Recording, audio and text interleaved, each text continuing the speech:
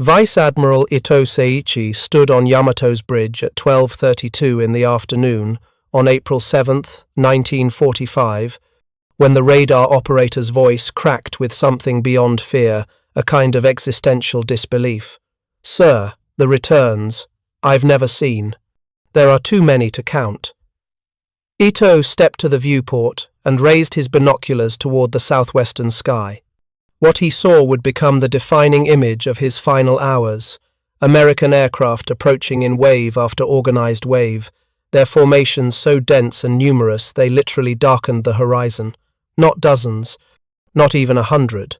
386 aircraft from Task Force 58, arranged in coordinated strike groups at multiple altitudes, coming to kill the world's largest battleship. He lowered the binoculars slowly.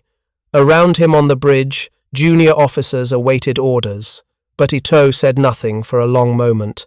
He was watching the physical manifestation of a truth he'd argued about in planning rooms back in Tokyo, a truth his superiors had refused to accept even after Midway, even after the Philippine Sea, even as Japan's carrier fleet had been systematically destroyed.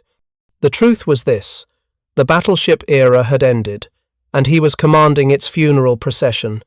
If you're enjoying this deep dive into the story, hit the subscribe button and let us know in the comments from where in the world you are watching from today.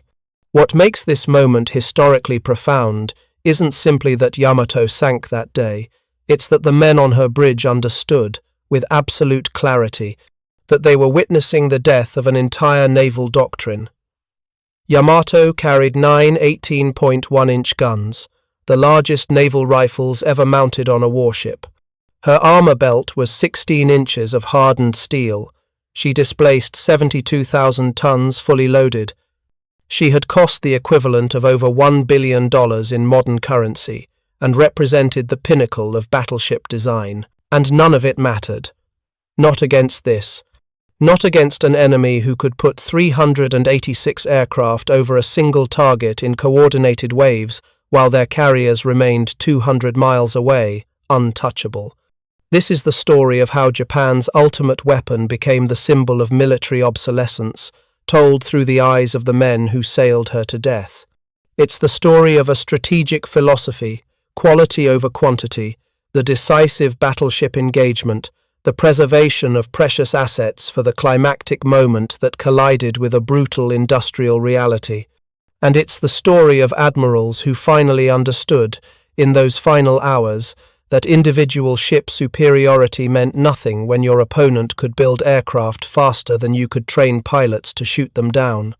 To understand why those 386 aircraft represented such a profound psychological shock, you need to understand what Yamato meant to Japanese naval thinking. She wasn't just a weapon. She was the physical embodiment of an entire strategic doctrine that stretched back to the Washington Naval Treaty of 1922.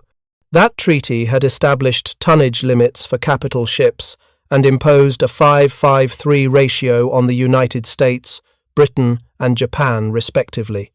Japanese naval planners understood the mathematics immediately. If the treaty system collapsed, which it did in the mid-1930s, America could simply outbuild Japan through sheer industrial capacity.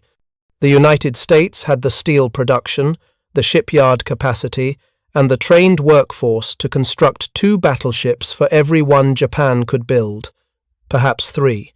So Japanese naval architects adopted what seemed like brilliant asymmetric strategy. If we cannot build more ships, we will build better ships, much better ships. Ships so powerful that one of ours can defeat 2 of theirs, thus negating America's industrial advantage through qualitative superiority. Yamato was the culmination of this philosophy. Commissioned in December 1941, just days after Pearl Harbor, she represented the absolute limit of what battleship design could achieve. Her main battery of 9 18.1-inch guns could fire 3,200-pound armor-piercing shells over 26 miles. American 16-inch guns, which would become standard for U.S. fast battleships, could only fire 2,700-pound shells about 24 miles. More critically, Yamato's armor scheme was designed to withstand 18-inch shell fire at battle range, while American battleships were only armored to resist 16-inch guns. The tactical calculus seemed sound. In a surface engagement, one Yamato-class battleship should theoretically defeat two Iowa-class battleships. Japan built two Yamato and her sister Musashi, with plans for additional vessels that were converted to other purposes as the war's priorities shifted. The entire strategic framework rested on a fundamental assumption that the decisive naval battles of the Pacific War would be fought between surface fleets, with battleships delivering the killing blows. Carriers were important, yes, Pearl Harbor had proven that, but in Japanese naval doctrine, carriers were primarily supporting forces for the eventual decisive surface engagement, that climactic moment when the combined fleet would meet the US Pacific Fleet in a battleship duel that would determine the war's outcome. There was just one problem with this entire philosophy. The Pacific War wasn't being decided by battleship engagements. And by April 7, 1945, every senior officer in the Imperial Japanese Navy knew it, even if they wouldn't admit it openly. The evidence had been mounting for years. Midway in June 1942 had shown that carrier battles would determine Pacific dominance. 4 Japanese carriers sunk without American battleships firing a shot. The Philippine Sea in June 1944 had been so one-sided that American pilots called it the Great Marianas Turkey Shoot. Hundreds of Japanese aircraft destroyed, 3 carriers sunk. Japan's naval aviation effectively finished. Leyte Gulf in October 1944 had been Japan's last major surface offensive, and even there, when Yamato finally sorted and achieved tactical surprise against American escort carriers, she sank only 1 carrier and 3 escorts before withdrawing. The decisive battleship engagement never materialized because American doctrine had evolved. Carriers controlled the battle space.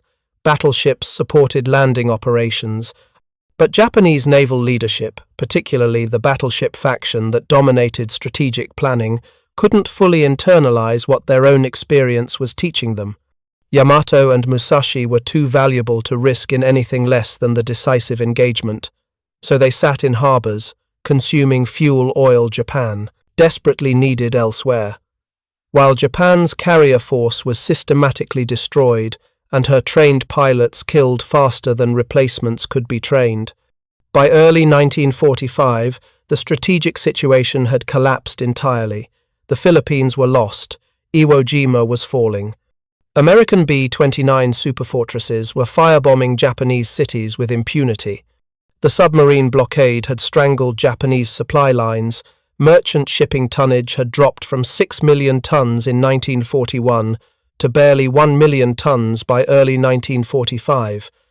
Oil imports had effectively ceased. Food supplies were critically short. And Yamato sat at anchor in Japan's inland sea, the world's most powerful battleship, having contributed almost nothing to the war effort. When American forces invaded Okinawa on April 1, 1945, just 340 miles from mainland Japan, the Imperial General Headquarters faced a terrible choice. If Okinawa fell, it would become the staging ground for the invasion of Japan itself. Something had to be done, even if that something was purely symbolic. Operation Tengo Heavenly Operation was born from that desperation. The plan was straightforward and openly suicidal. Yamato, the light cruiser Yahagi, and 8 destroyers would sail to Okinawa with only enough fuel for a one-way trip. They would beach Yamato on Okinawa's shores and use her massive guns as coastal artillery to devastate American landing forces. The crew would then fight as ground troops until killed. Read that again carefully. The Imperial Japanese Navy's most powerful ship, the symbol of Japanese naval might and the culmination of decades of battleship development, would deliberately run herself aground to serve as a stationary shore battery. The ultimate expression of mobile naval firepower would end her service life as an immobile pillbox. The plan revealed how completely Japanese strategic thinking had collapsed. This wasn't asymmetric warfare or brilliant tactics. This was desperation dressed up as glorious sacrifice, and everyone involved knew it. Vice Admiral Ito Seiichi, selected to command the operation, opposed it from the start. In planning meetings at Combined Fleet Headquarters, he argued the mission was pointless suicide. The surface force would have no air cover whatsoever. Japan's remaining aircraft were being hoarded for kamikaze attacks on American invasion fleets. They would sail through waters where American submarines prowled freely and American carrier aircraft dominated. The mathematical probability of reaching Okinawa was essentially zero. The ships would be sunk long before they could beach themselves. His superiors overruled him. The mission had to proceed for morale purposes, for honor, for the symbolic value of Japan's mightiest ship going down fighting rather than surrendering in port when American forces eventually invaded the home islands. Admiral Toyoda Sawemu, Commander-in-Chief of the Combined Fleet, personally insisted Yamato must sortie. The Imperial Japanese Navy's prestige demanded it. Ito accepted command with no illusions about survival. According to post-war testimony from his executive officer, Captain Nomura Jiro, Ito told his staff bluntly, "This will be my final assignment. I will not return." He advised his officers to write farewell letters. He made arrangements for personal effects to be sent to his family. He prepared to die. The crew assembled on April 6th was a mixture of veterans and last-minute additions. Many young sailors, some just weeks out of basic training, were assigned to Yamato specifically for this suicide mission replacements for more experienced men who were transferred off to preserve trained personnel for homeland defense. The ship's complement reached 2,767 men, many of whom understood they were sailing to certain death. Departure ceremonies had the atmosphere of a funeral that hadn't happened yet. Experienced crew members wrote farewell letters home. Some held quiet personal ceremonies, saying goodbye to shipmates with whom they'd served for years. The ship's Buddhist chaplain conducted memorial services. Officers settled debts and made peace with rivals. Everyone understood what Operation Tengo really meant. At 3:20 in the afternoon, on April 6th, Yamato and her escorts, the cruiser Yahagi and 8 destroyers, weighed anchor and departed from Tokuyama. They proceeded southwest through the Bungo Channel into the Pacific, turning toward Okinawa at 22 knots, relatively slow for warships, conserving the precious fuel that would get them to their destination. The force had no air cover. None. Not a single fighter aircraft was assigned to protect the world's largest battleship on a mission where air attack was absolutely guaranteed. Japanese command knew American submarines and patrol aircraft monitored all approaches from Japan's home waters. They knew Task Force 58, the massive American carrier force supporting the Okinawa invasion, was operating in the area, but no fighters could be spared. Every available aircraft was needed for kamikaze attacks. Ito's flagship thus sailed into hostile waters with no air defense except her own anti-aircraft guns, heading toward an objective she would never reach, on a mission everyone knew was suicide. The symbolism was almost too obvious. The battleship Navy sailing to its death, unprotected by the aviation forces that had made battleships obsolete. What Ito didn't know, but almost certainly suspected, was that American intelligence had known about Operation Tengo before Yamato even weighed anchor. American submarines had spotted the force leaving the inland sea. Radio intercepts had decoded enough Japanese communications to understand the mission's objective. By the evening of April 6th, Admiral Raymond Spruance, commanding the Fifth Fleet at supporting the Okinawa invasion, knew a Japanese surface force was heading south. Spruance's response demonstrated how completely the naval warfare paradigm had shifted. He didn't scramble battleships to intercept Yamato for a surface engagement.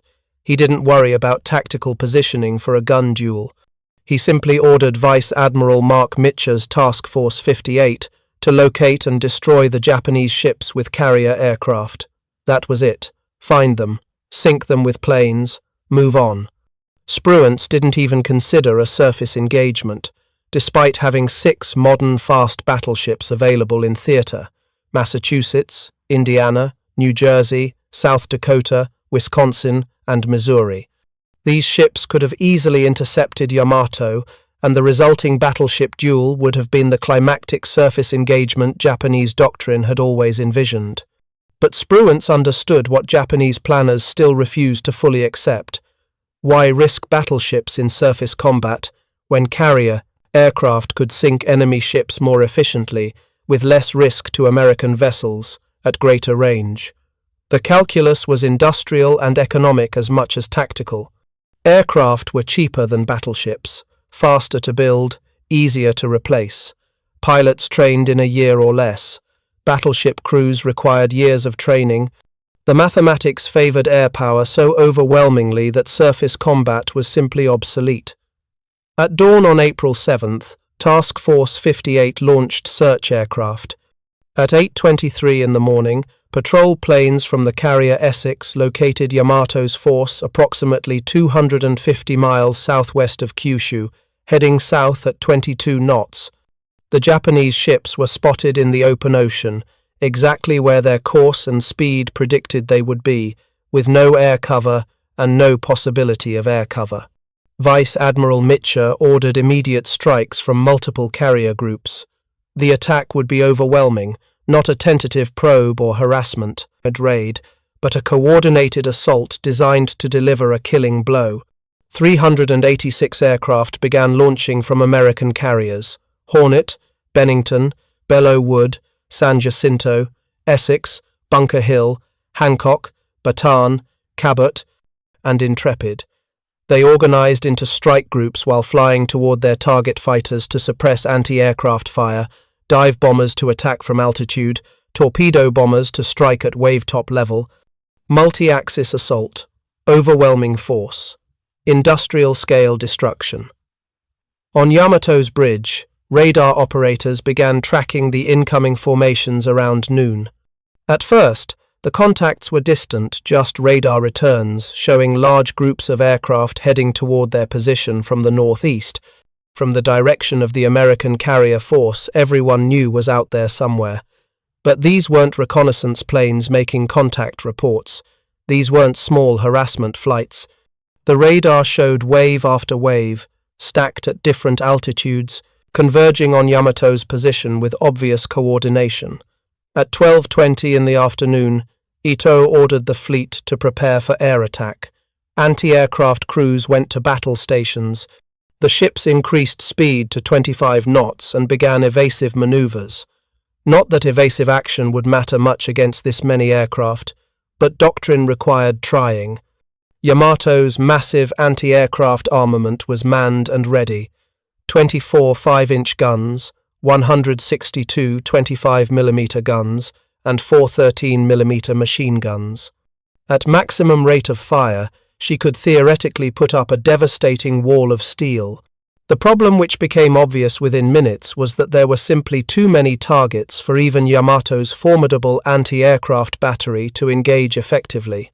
At 12:32, the first American aircraft arrived within visual range, and that's when Ito saw them. That's when everyone on Yamato's bridge saw them. They came in coordinated groups, precisely organized, attacking from multiple directions simultaneously.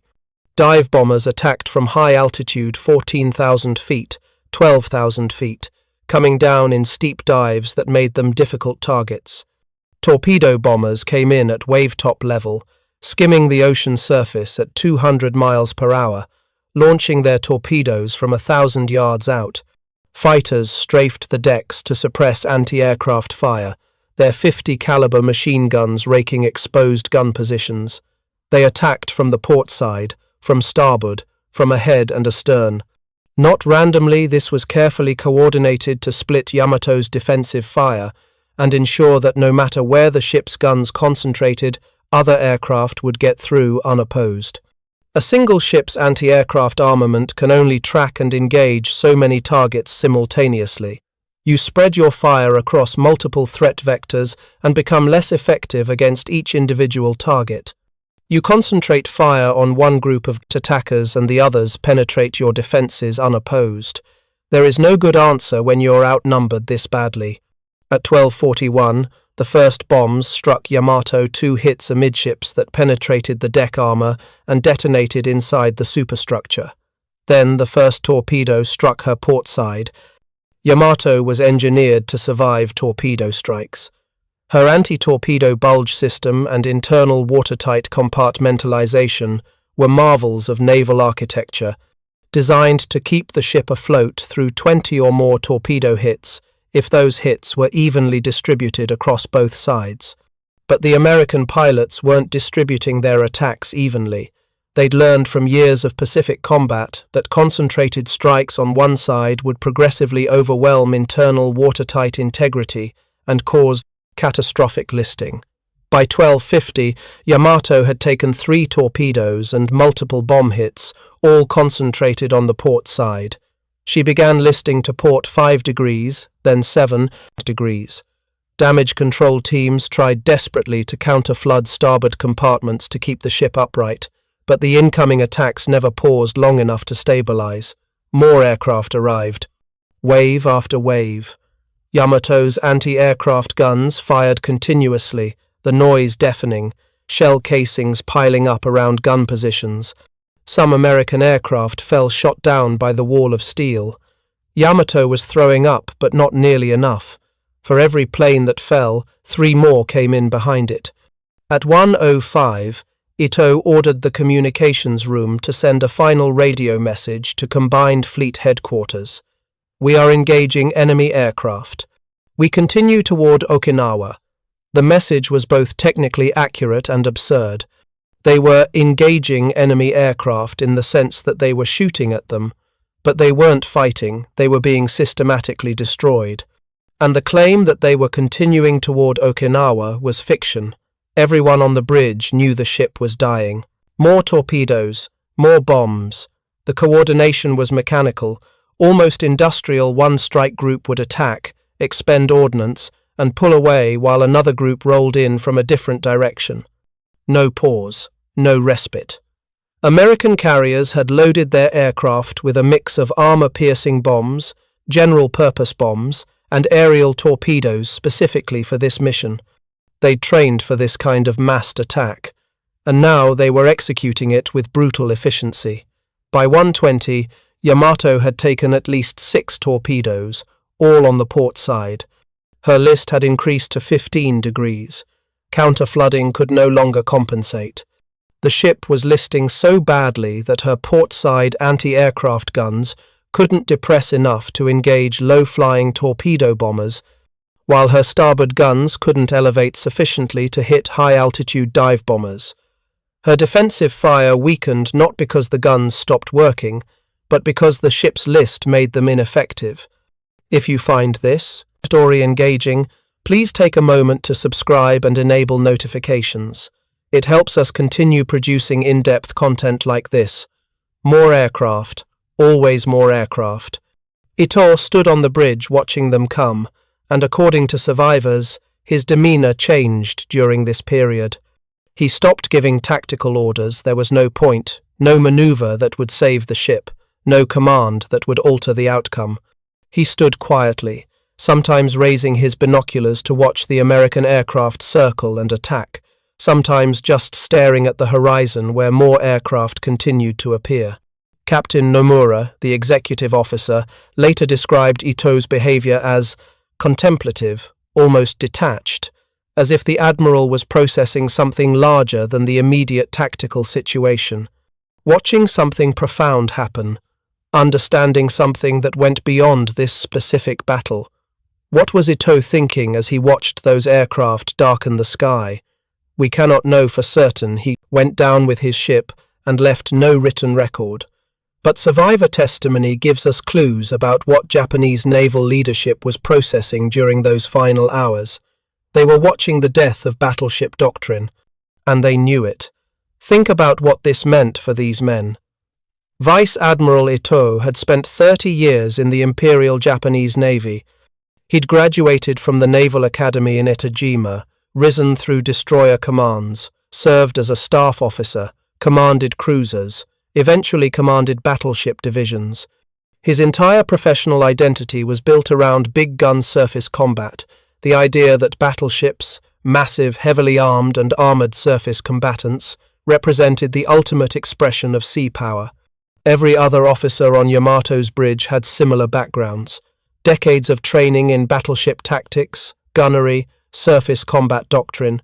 Careers spent studying how to position ships for optimal gun range, how to coordinate fire control, how to manage fleet formations for decisive surface engagements. They'd studied Jutland, Tsushima, all the great battleship battles of the past century.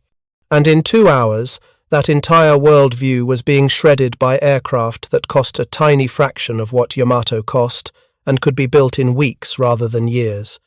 The economics were devastating once you understood them.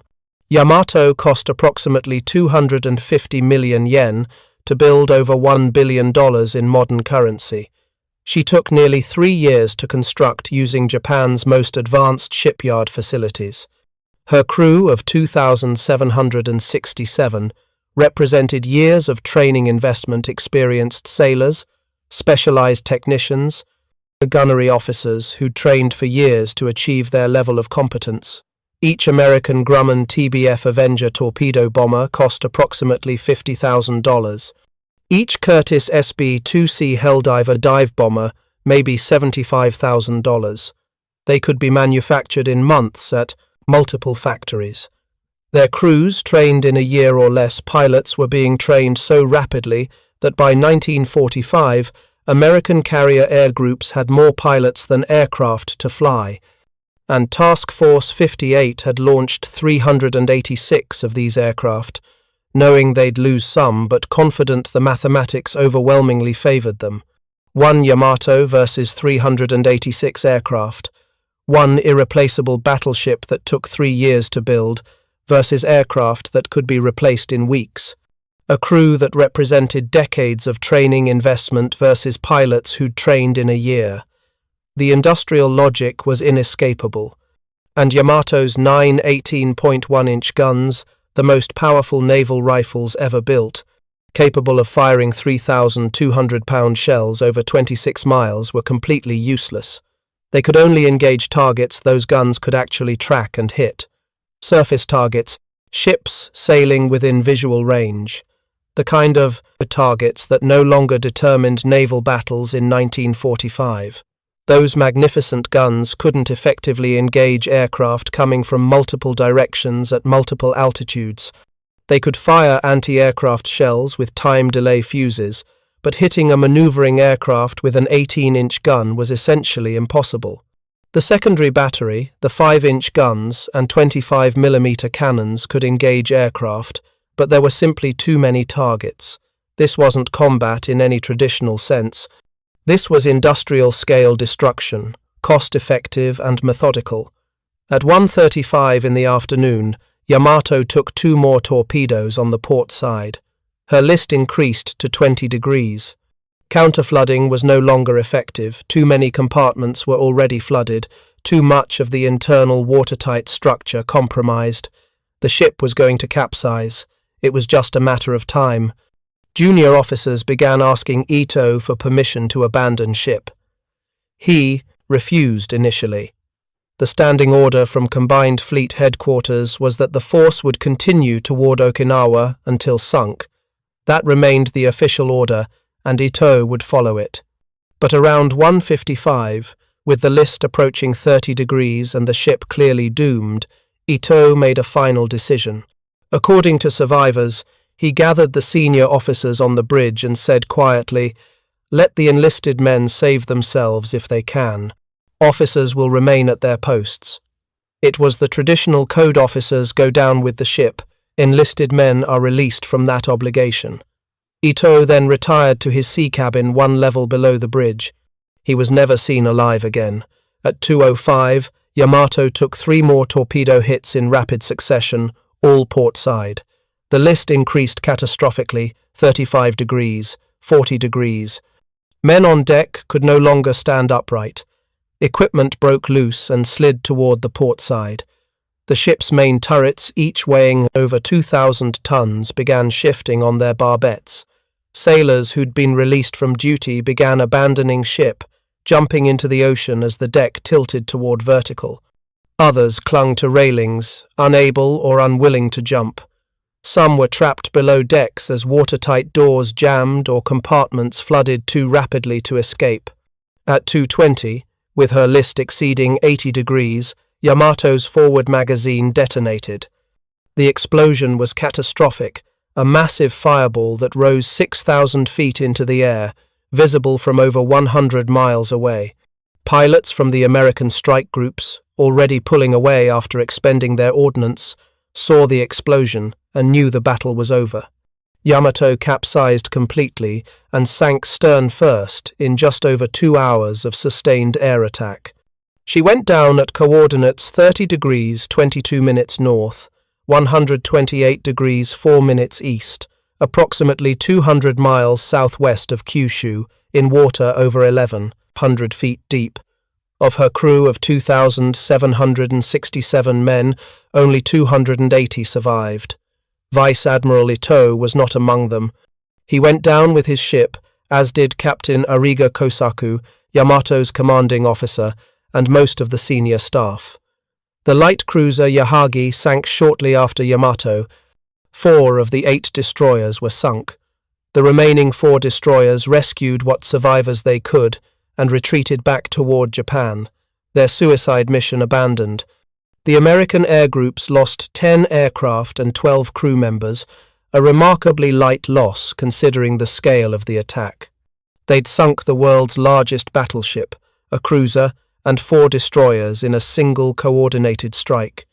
They demonstrated beyond any possible doubt that carrier aviation now dominated naval warfare. But here's what makes this story more than just another battle statistic. The survivors' testimony reveals that Yamato's senior officers understood what was happening, even as it killed them. They weren't just dying in a battle, they were witnessing the death of everything they'd believed about how wars at sea would be fought. Captain Nomura, who survived and was later interviewed extensively by American and Japanese historians, described conversations on the bridge during the battle.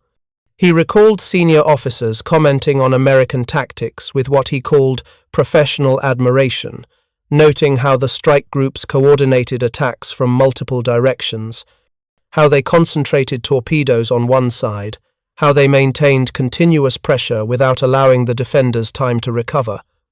They were watching textbook execution of carrier warfare doctrine, and they understood that this not the decisive battleship engagement, not the climactic gun duel, was how modern naval battles would be fought. One side projects air power, the other side dies. It was that simple, that brutal, that economically efficient.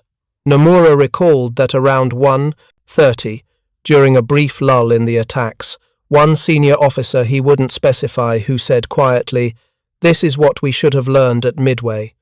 3 years earlier, the Battle of Midway had demonstrated carrier dominance. 4 Japanese carriers sunk by American dive bombers, the decisive blow delivered by aircraft, not battleships. But Japanese naval doctrine hadn't fully internalized the lesson. Carriers were still viewed as supporting forces.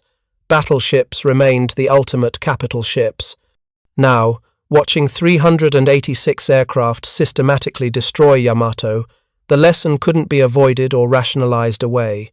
The battleship era was over, and these officers were riding it to the ocean floor.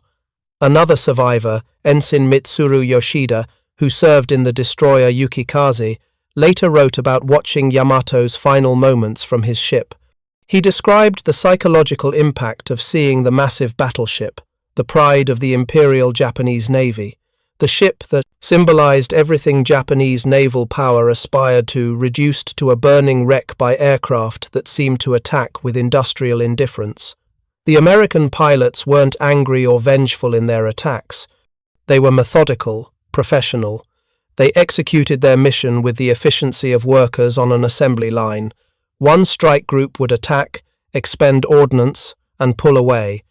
Another would roll in from a different direction. Continuous pressure, overwhelming force. It was warfare as industrial process. Yoshida wrote, "We had built Yamato to be invincible in surface combat." And she was, but the Americans never gave her a surface combat to fight. That sentence captures the entire tragedy of Japanese naval strategy in the Pacific War. Japan had built magnificent ships based on assumptions about how the war would be fought, assumptions that proved completely wrong. And by April 7th, 1945, even the men dying in those ships understood the mistake. The sinking of Yamato accomplished nothing militarily. She never reached Okinawa. She never fired her main guns at American forces. Her 2-hour battle consumed enormous American ordnance, torpedoes, bombs, aviation fuel, pilot fatigue. But Task Force 58 had those resources to spare. The American carriers returned to supporting the Okinawa invasion with barely a pause in operations. For Japan, the loss was primarily symbolic. Yamato was already irrelevant to Japan's strategic situation by April 1945. With no fuel for extended operations, no air cover, no offensive capability, she'd become a very expensive piece of dock furniture. Her destruction didn't change the military balance because she'd stopped affecting that balance years earlier, but the symbolic impact was devastating. Yamato was supposed to be the ship that negated American industrial superiority through qualitative advantage. She was supposed to be the answer to American numbers, one Japanese battleship, defeating 2 American battleships, thus solving the production imbalance. She represented an entire philosophy of asymmetric warfare. We can't build as much as them, so we'll build better. And that philosophy died with her. Because better, in the context of individual ship quality, didn't matter when the enemy had completely changed what type of ships determined naval battles. You can build the finest battleship in history, but if your enemy controls the air above the ocean, that battleship is just an expensive target. The 386 American aircraft that attacked Yamato represented something more fundamental than just tactical air power. They represented industrial capacity translated into combat power. America could build those aircraft by the thousands, could train pilots by the thousands, could operate carrier groups that projected that air power across the entire Pacific. Japan couldn't match that capacity, no matter how good individual Japanese ships or pilots were. Admiral Spruance's decision to sink Yamato with aircraft rather than engaging with battleships wasn't just tactical, it was economic. Why risk a battleship that takes years to build when you can sink the enemy with aircraft you can replace in weeks? Why commit surface forces when you can project power from 200 miles away? The decision reflected a completely different way of thinking about naval warfare, one based on industrial systems rather than individual ship duels. Japanese naval leadership had seen this coming. The evidence had been accumulating since Midway. But institutional inertia, cultural attachment to battleship prestige, and the sheer investment already made in ships like Yamato made it nearly impossible to fully pivot strategy. By the time Operation Tengo launched, everyone involved knew battleships were obsolete. They just couldn't bring themselves to admit it officially. Ito's opposition to the mission reflected this internal conflict. He knew it was suicide. He knew it would accomplish nothing, but he followed orders because the alternative, refusing to sortie, letting Yamato surrender in port, would have been an even more devastating symbolic defeat. Better to die following outdated doctrine than to admit that doctrine had failed. The survivors of Yamato's crew were rescued by the 4 surviving destroyers and returned to Japan. Most were immediately reassigned to homeland defense units. Some participated in the defense of Kyushu later that year. Many survived the war and were interviewed extensively by historians trying to understand what happened to Japanese naval power. Their testimony consistently emphasizes the psychological impact of Operation Tengo. They'd sailed on the world's most powerful battleship, protected by armor that should have been impenetrable, armed with guns that should have been unstoppable. And they'd been destroyed by aircraft before ever getting close enough to fire those guns at their intended targets. Captain Nomura, in his post-war writings, reflected on the deeper meaning of April 7th, 1945. He wrote that watching American aircraft overwhelm Yamato made him understand that Japan had lost the war not in any single battle, but in the fundamental economic competition. Japan couldn't build ships fast enough, couldn't train pilots fast enough, couldn't produce steel and oil and ammunition fast enough. No amount of individual ship quality or fighting spirit could overcome that industrial disparity. He wrote, "We built 2 Yamato-class battleships. America built 24 Essex-class carriers. That ratio determined the war more than any battle. It's a profound observation. The Pacific War was decided by industrial capacity more than tactical brilliance. America could lose carriers at Coral Sea and Midway, lose battleships at Pearl Harbor, suffer terrible casualties at Guadalcanal and Tarawa and Iwo Jima, and still replace those losses with overwhelming numbers. Japan couldn't. Every ship sunk, every experienced pilot killed, every ton of oil interdicted by submarines was an irreplaceable loss. Yamato was designed to solve the production imbalance through qualitative superiority, but she represented the wrong kind of quality for the war that actually occurred. Her massive guns were quality in surface combat. Her thick armor was quality in surviving battleship shells. But the war wasn't being fought with battleships. It was being fought with carriers, aircraft, submarines, and amphibious forces.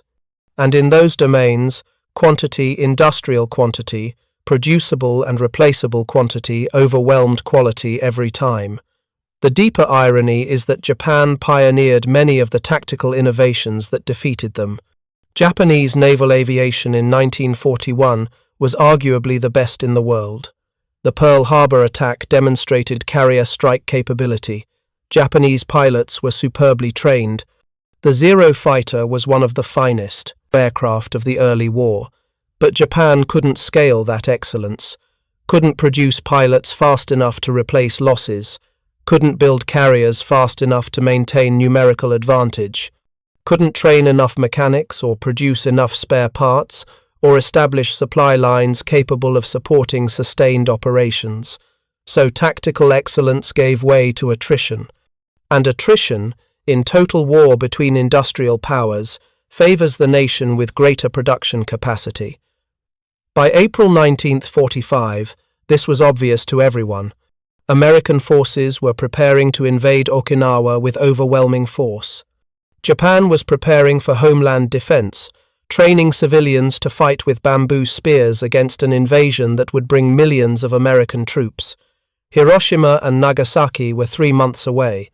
In that context, Yamato's sinking was a footnote, one more ship lost, one more symbolic defeat. But for the men who'd spent their careers building Japanese naval power around the battleship doctrine, it was the final, undeniable proof that everything they'd believed was wrong. 386 aircraft darkening the sky. That was the image that stayed with the survivors. Not the explosions or the casualties or the personal fear of death. The sheer number of aircraft, coming in waves, coordinated, organized, endless. The physical manifestation of American industrial power translated into combat capability.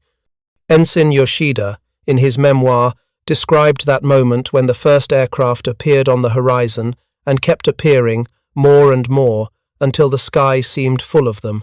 He wrote, "I understood then that we had been fighting a kind of war that no longer existed. We thought courage and skill and superior weapons would prevail, but the Americans simply had too much. Too many ships, too many planes, too many men, too much steel, too much oil, too much of everything. We couldn't kill them fast enough to matter." That's the truth Operation Tengo revealed. Not that Japanese sailors lacked courage, they demonstrated extraordinary courage sailing into certain death. Not that Japanese engineering was inferior, Yamato was a magnificent technical achievement, but that individual superiority meant nothing against industrial systems operating at the scale America could sustain. The battleship era ended not because battleships became bad weapons, but because air power made them irrelevant. And air power at scale carrier groups projecting hundreds of aircraft across thousands of miles of ocean required exactly the kind of industrial capacity Japan couldn't match. Vice Admiral Ito understood this. That's why he opposed Operation Tengo. That's why, according to survivors, he seemed almost contemplative during the final battle, watching the American aircraft with something approaching detached professional observation.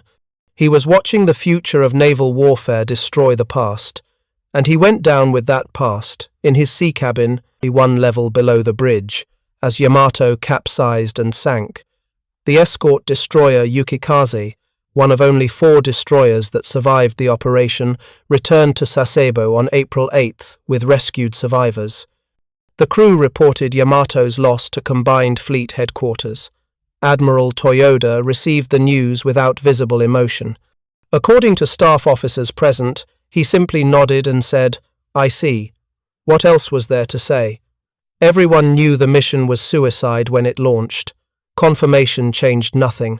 Yamato's wreck was discovered in 1985 by a research team led by undersea explorer Robert Ballard, the same researcher who later found Titanic. The wreck lies in pieces on the ocean floor, the hull broken by the magazine explosion, debris scattered over several miles. The massive turrets, 2,000 tons each, broke free when the ship capsized and now lie separated from the hull. The wreck is officially a war grave, protected by Japanese law. Diving expeditions require special permission.